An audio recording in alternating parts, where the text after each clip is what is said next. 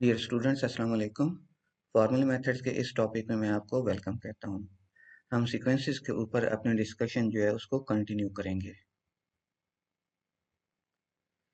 तो सबसे पहले हम ये देखते हैं कि किसी भी सीक्वेंस को हम कंप्रीहेंशन की फॉर्म में कैसे लिख सकते हैं।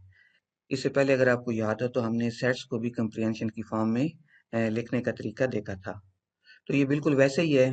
आप क्या करते हैं कि हमारे पास स्क्वायर ब्रैकेट्स होती हैं, वहाँ पे हमारे पास सेट्स के अंदर ये करली ब्रेसेस थी। तो जो सबसे पहली चीज़ हमारे पास आती है वो एक्सप्रेशन आता है। फिर हमारे पास बाइंडिंग आती है जिसमें आप फ्री वेरिएबल्स बताती हैं और उसके बाद आपके पास टेस्ट आ जाता है। अब अगर हम इसी एग्जांपल की बात करें तो यहाँ पे हमारे पास ये जो ए सिंपल लिखा हुआ है ये क्या है? एक्सप्रेशन है।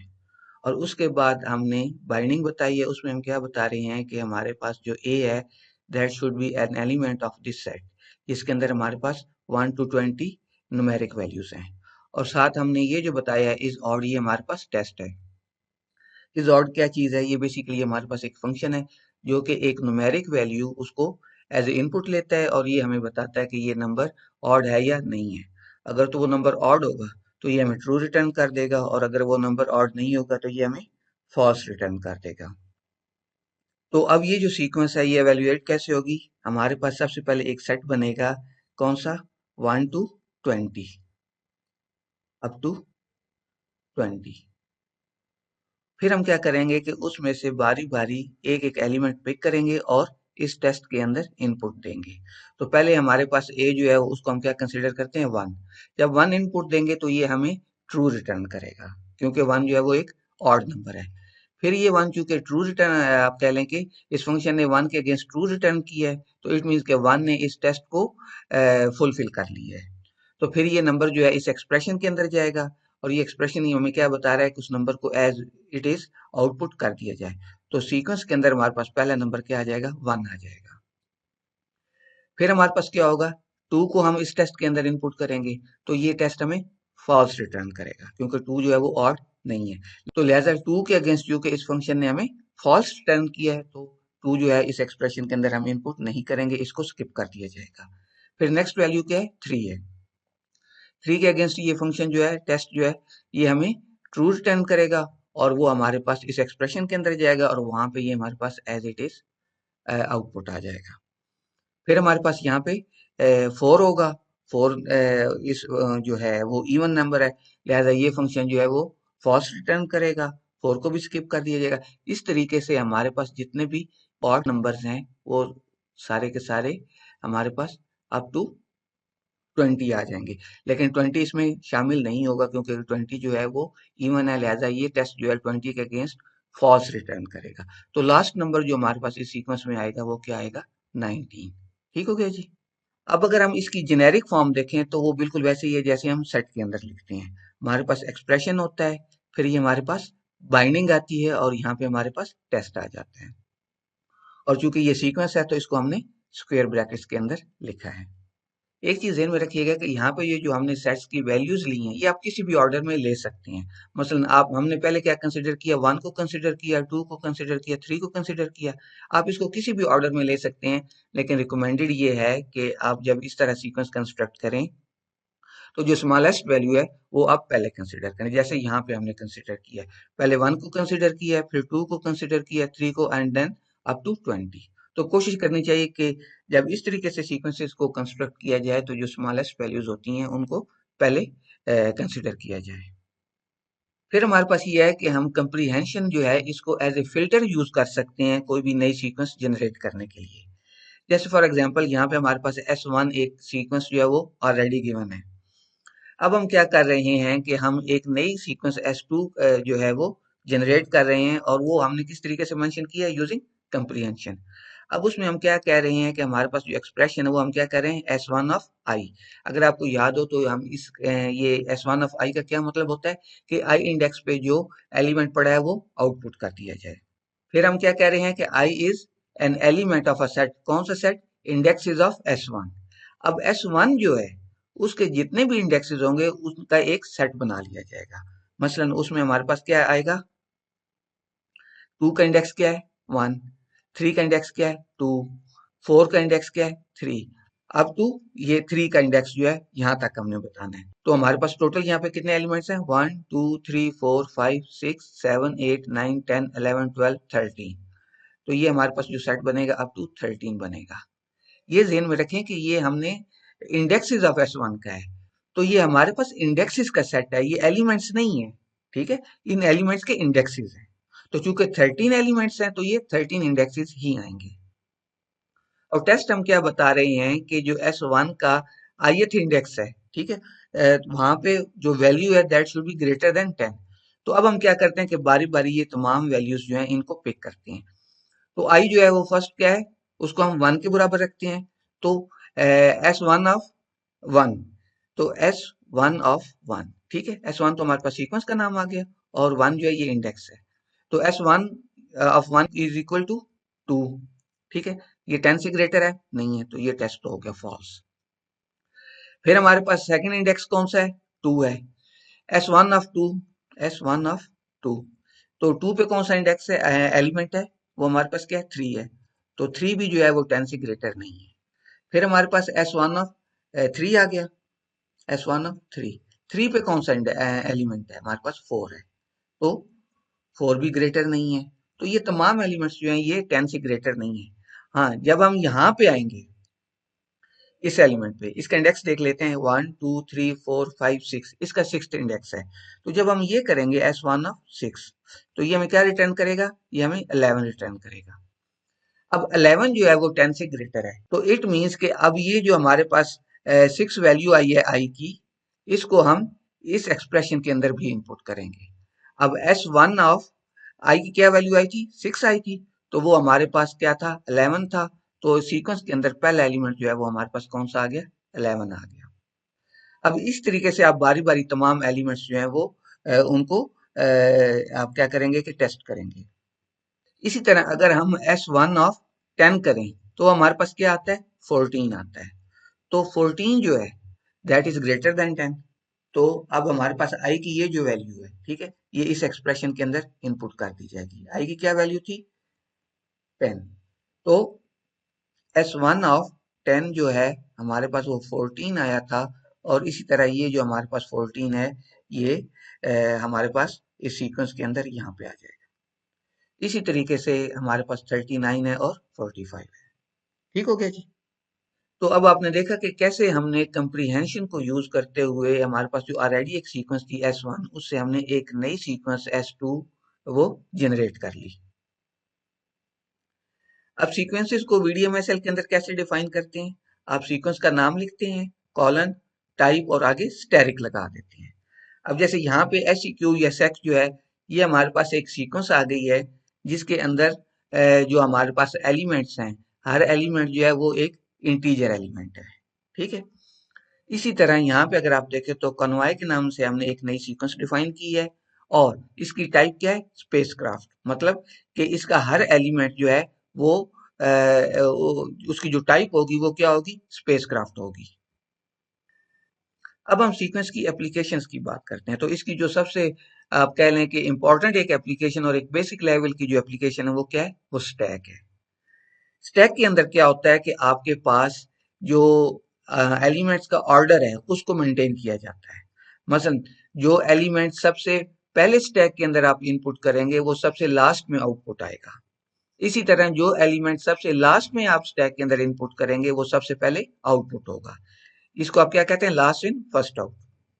यानी जो एलिमेंट सबसे लास्ट में इनपुट हुआ वो सबसे पहले आउटपुट आएगा, सबसे पहले उसको आउटपुट किया जाएगा। तो अब फॉर एग्जांपल सबसे पहला एलिमेंट जो है हम उसको इनपुट करते हैं वो क्या है, 10 है सपोज। उसके बाद एक एलिमेंट है 36, फिर हमने एक और एलिमेंट इनपुट किया 45, फिर लास्ट में हमने एलिमेंट जो इनपुट किया वो क्या था, 50। अब अगर आप यहाँ पे देखें तो 50 जो था वो सबसे लास्ट पे इनपुट हुआ था। जब हम एलिमेंट्स को रिमूव करेंगे तो सबसे पहले क्या रिमूव होगा, 50 रिमूव होगा, फिर 45 होगा, फिर 36 होगा और फिर 10 होगा। जब कोई एलिमेंट इंसर्ट होता है तो उसको हम क्या कहते हैं, पुश। और जब किसी एलिमेंट को आप रिमूव करते हैं तो उसको आप क्या कहते हैं, पॉप। अब अगर यहाँ पे आप देखें तो हमारे लिए एलिमेंट्स का जो ऑर्डर है वो इम्पोर्टेंट है। ऑर्डर क्यों इम्पोर्टेंट है, क्योंकि उसी की बेस पे हमने डिसाइड करना है कि किस एलिमेंट ने रिमूव होना है। इसी वजह से हम स्टैक जो है इसको सीक्वेंस की मदद से मॉडल करते हैं। अब ये तो हमारे पास वर्टिकल है ना, इसको अगर मैं हॉरिजेंटली ड्रॉ करूं कुछ ऐसे, ठीक है, यहाँ पे तो जो 10 है ये सबसे एंड पे आएगा, ठीक है, फिर 36 है, उसके बाद क्या है 45 है, और फिर हमारे पास क्या है 50 है।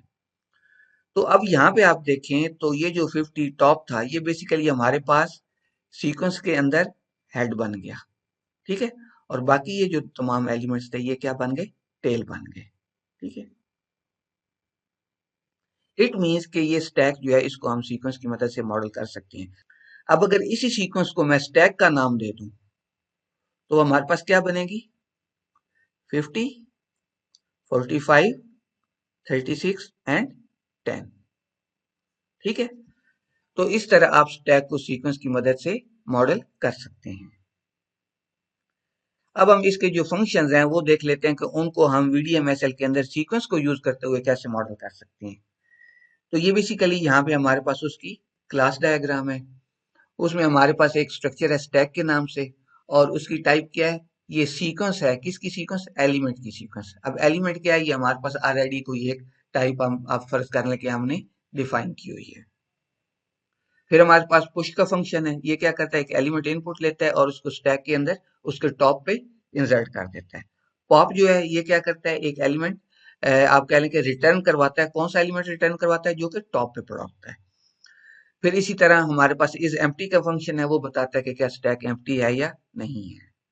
इट मीन्स कि हमारे पास जो पुश का फंक्शन है इसके मतलब हमने क्या कहा है कि ये एक एलिमेंट को टॉप के ऊपर इंसर्ट करवाता है। जब ये टॉप के ऊपर इंसर्ट करवाता है, अगर हम इसको सीक्वेंस की नोटेशन में लिखें तो इट मीन्स कि जो एलिमेंट इंसर्ट होगा वो एज ए हेड इंसर्ट होगा। इसी तरह पॉप का फंक्शन जो है वो क्या करता है, हेड जो टॉप के ऊपर एलिमेंट होता है उसको रिटर्न करवाता है, यानी जो एलिमेंट सबसे लास्ट पे इनपुट हुआ होता है। तो अगर हम इसको सीक्वेंस की फॉर्म में देखें तो हमारे पास जो एलिमेंट आप कह लें कि हेड के ऊपर पड़ा होगा हम उसको सबसे पहले आउटपुट करवाएंगे। तो अब ये उसके VDMSL के अंदर हमने इसको इस तरह मॉडल किया है। तो उसमें अगर आप देखें तो सबसे पहले हमने एक एलिमेंट की टाइप डिफाइन किया, उसको हमने क्या कह दिया, टोकन। मीन्स कि अभी हम इसकी इंटरनल डिटेल्स जो है वो हमारे लिए इरेलीवेंट है। फिर हमारे पास ये स्टैक की क्लास थी, इसको हमने स्टेट क्लॉज के थ्रू मॉडल कर लिया एज ए टाइप, यानी हमने इसको कंसिडर कर लिया। उसके अंदर हमारे पास ये स्टैक आ गया, ये हमने एज ए सीक्वेंस डिफाइन की, और इस कौन सी सीक्वेंस, एलिमेंट की सीक्वेंस। और इसको हमने जो इनिशियलाइज किया उसके लिए हमने इनिट का कीवर्ड यूज किया है, मेक का फंक्शन, वो टाइप और उसके अंदर पैरामीटर्स। अब हमारे पास यहाँ पे एक ही डेटा मेंबर है स्टैक के नाम से, तो उसको हमने ऐसे रिप्रेजेंट किया है। और साथ हमने क्या बता दिया कि इनिशियली जो हमारे पास एस है ये क्या होगा, एम्प्टी होगा।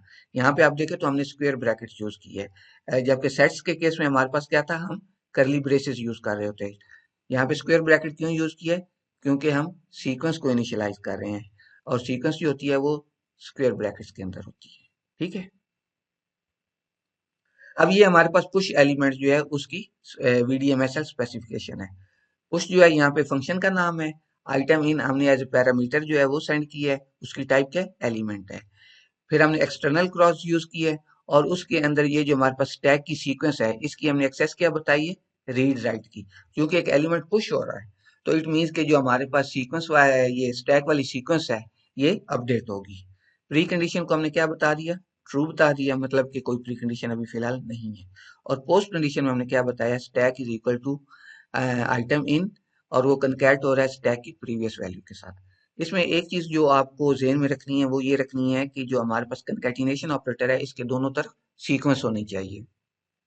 तो ये जो आइटम इन हमारे पास था ये तो सीक्वेंस नहीं थी, इसके तो जो टाइप है वो सिंपल एलिमेंट है, लिहाजा हमने इसको पहले सीक्वेंस फॉर्म में रिप्रेजेंट किया है और फिर कंकैटिनेट किया है। और कंकैटिनेशन में भी आप देखें तो जो हमारे पास कंकैटिनेशन ऑपरेटर होता है वो क्या करता है कि ऑर्डर को मेंटेन करता है, पहले ये सीक्वेंस आएगी उसके बाद ये सीक्वेंस आएगी। तो अब अगर फर्ज करें स्टैक में इनिशियली हमारे पास क्या पड़ा हुआ है, 10, 30, 40, ठीक है।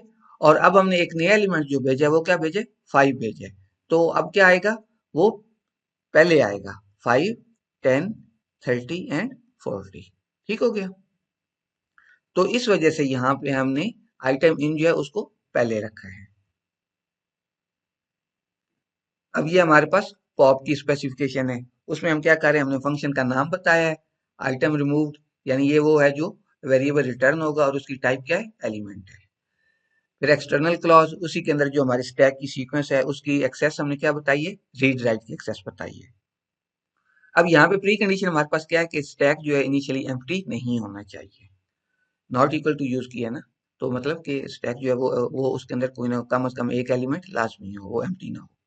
और पोस्ट कंडीशन में हम क्या बता रहे हैं कि stack is equal to tail of stack, यानी स्टैक के अंदर करंट जितने भी आइटम्स पड़े हैं उनकी हेड को रिमूव कर दिया जाए और बाकी जो आइटम्स बचते हैं वो तमाम के तमाम जो है स्टैक जो है हमारे पास आप कह लें कि वेरिएबल है या डेटा मेमोरी या सीक्वेंस है उसके अंदर रहें। एंड, अब ये एंड है, ठीक है।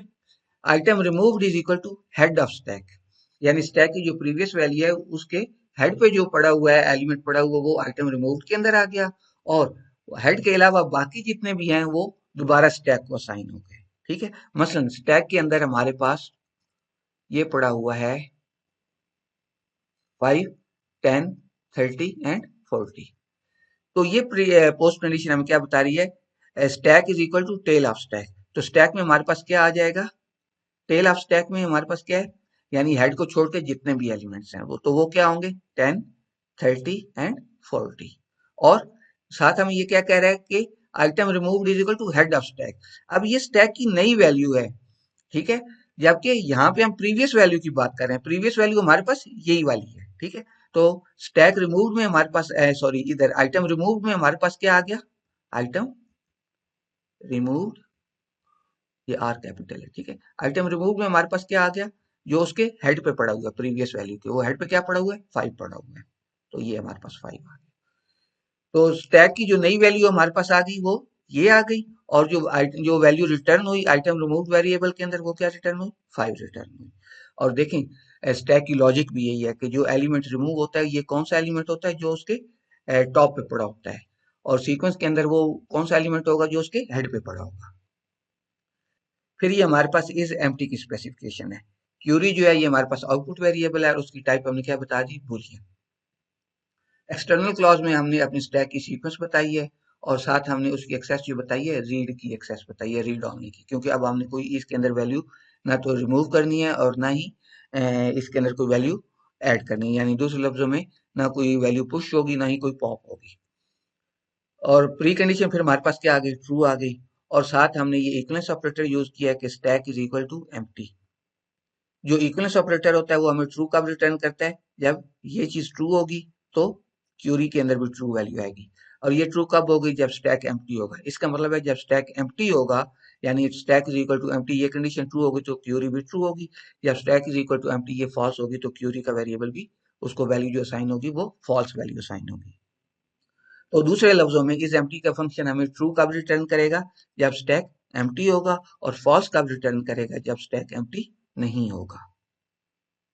तो मुझे उम्मीद है कि इन कंसेप्ट की आपको समझ आ गई होगी। अल्लाह हाफिज।